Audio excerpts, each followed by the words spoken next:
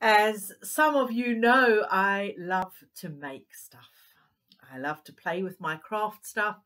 And in the last few weeks, I've had a bit of time to do that. I've made some necklaces from beads. I've decorated some glass picture frames. And I've knitted a whole pile of squares for blankets. Not enough for a blanket yet, but we're getting there. So I've been up to my craft room and looking at my stash and seeing what I can make. I've got a lot of wool, but a very short attention span.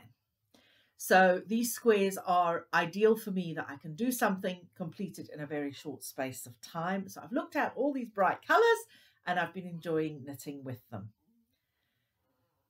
I keep saying I've got a lot of wool, but actually it's not wool that I use. I'm never quite sure what to call it. Yarn sounds very American, but I haven't really come up with a better alternative. I don't use real wool because I'm allergic to it. It brings out the eczema on my hands and my wrists. And so I use what I believe is acrylic. So it tells me on the packaging. And acrylic seems to be one of those things that comes in so many different forms. You get acrylic paint, which I use to paint on the glass, acrylic nails, and it also, that clear plastic that looks like glass, I think that's also acrylic. So how does it then become something that I can knit with? Is it spun like wool? I don't know about these things, and it's made me start to think about them. I presume there is some sort of manufacturing process that creates acrylic in all its various forms. Some form makes it into the wool type thing that I'm using. There must be a dyeing process to create all these wonderful colours, and some balls even have multiple colours inside them. So that must be a new process as well. They need to be packaged, distributed to shops, sold to customers before they're knitted, and then they have to be kept in a stash somewhere, storage boxes. I'm amazed when I stop to think about how many people must have been involved in creating this yarn just so that I can play around with it and knit some squares. John Donne said that no man is an island. We are all intricately connected, although we may never have met.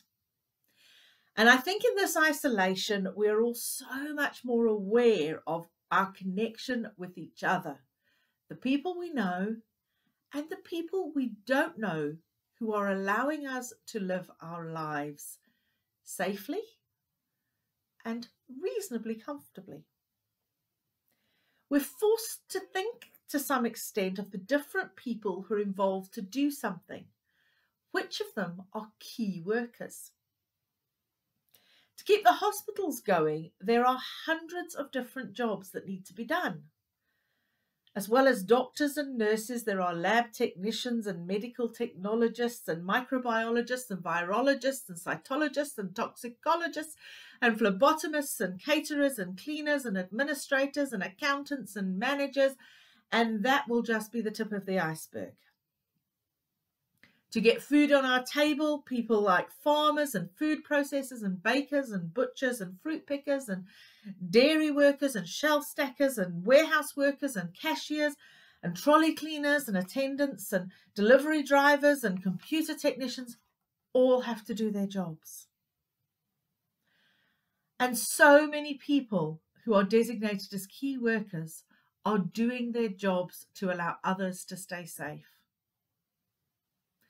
I strongly suspect those who are making my knitting yarn are not designated key workers, but their work is still helping me to cope with my isolation. And I am certainly developing an increased appreciation for all the different processes that are needed for things that we take for granted to happen. All the interactions that we take for granted will happen every day in our lives, and for our lives to be the way that they are.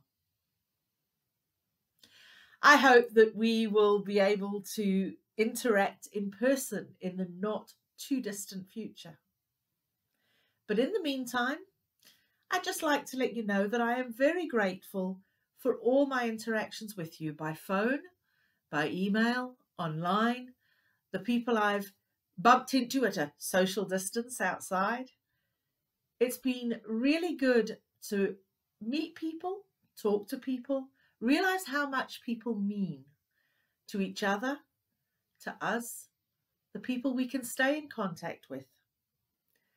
So today I'd just like to say, keep looking after each other, and may God bless and keep you all. Amen.